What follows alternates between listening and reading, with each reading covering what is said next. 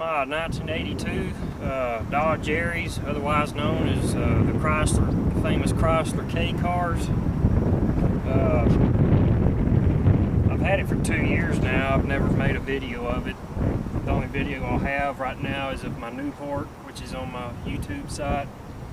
And I got this car for $100 from my great aunt and uncle back in East Texas. I pulled it out of the woods in Henderson County. What you're looking at is the original paint. It's bad. It needs a respray. The hood. This isn't the original hood. It had a hickory tree limb fall across the hood. The fender, and the windshield. It broke the windshield. The windshield doesn't leak. In Texas, a windshield will pass inspection. It passes inspection with even cracked, as long as it don't block your view. And I put another hood on it. And the hubcaps aren't the originals. That's those cheap plastic things like you get at Walmart. And I lost one of them, and another one come off, and somebody run over it. But the time I got back to get it, it was flat as a pancake. So I put these nasty looking things on there. The tires also aren't the correct tires. These are too narrow. They look like pizza cutters. You don't see very many two-doors. This is a four-door car. I wouldn't have wanted it. The tail lights in the back. If you're familiar with K-Cars, you'll notice that is tail lights out of an '84 Plymouth Reliant. I got them out of the same car that I got the hood off of, because they look better than the Dodge tail lights that were in it.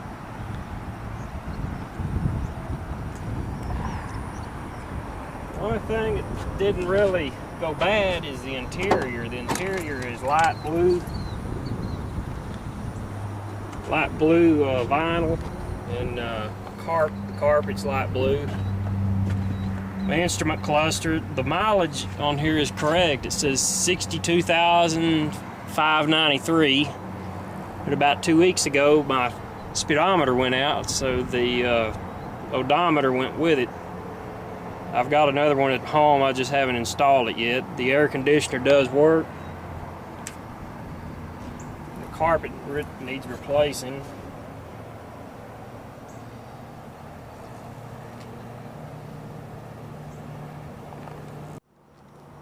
Okay, now I'm going to show you the business end of this thing here.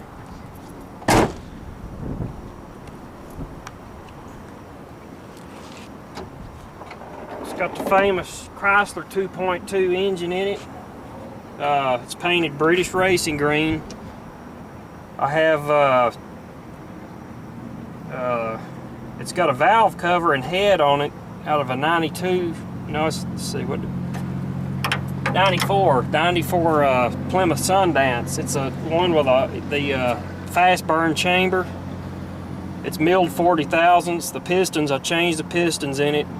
They come out of the same year motor. It's got close to at least, it's got to be close to at least pushing 10-to-1 compression. Stock, this motor only put out 85 horsepower, and it's got to be close to 100 now. My timing belt cover, that I left that off so it'd look more racy. It's got quite a bit of torque on takeoff. It's got a roller cam in it, and I advanced the on these you can advance the timing. You can advance the cam by turning it a notch forward from the dots when you put the timing belt on. The air conditioner does work. The carburetor is a Holly. It had the electronic fuel control system on it, otherwise known as lean burn. Well, it still controls the timing, but it no longer controls the carburetor. I had too much trouble with the carburetor, so I bought a Canadian version. The Canadian version isn't a feedback carburetor, and these are what they call a stage 2 barrel.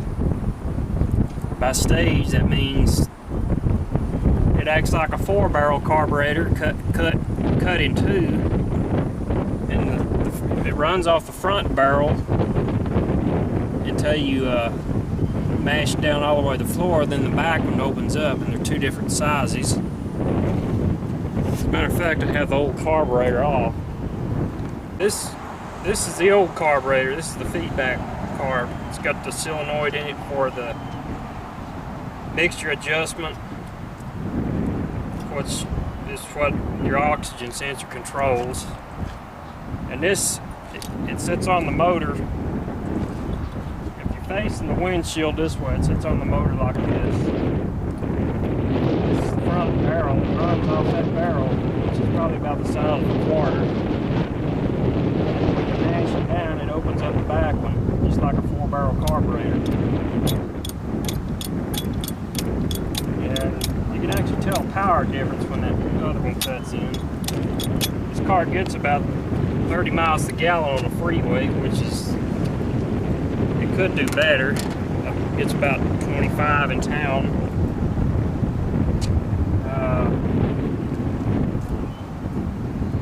Radiator that's in it isn't the stock radiator. This come out of my mother's 93 LeBaron. My other one had a leak, but this wouldn't fit. It was a little wider. Hers had a crack in it, so I drilled a hole in each end of the crack to stop the crack from progressing any further. Filled it with JB Weld. And this is aluminum and plastic radiator. It cools better. And I just welded my K-Car radiator brackets onto this and dropped it in. The transmission isn't the original transmission either. When I got this car, the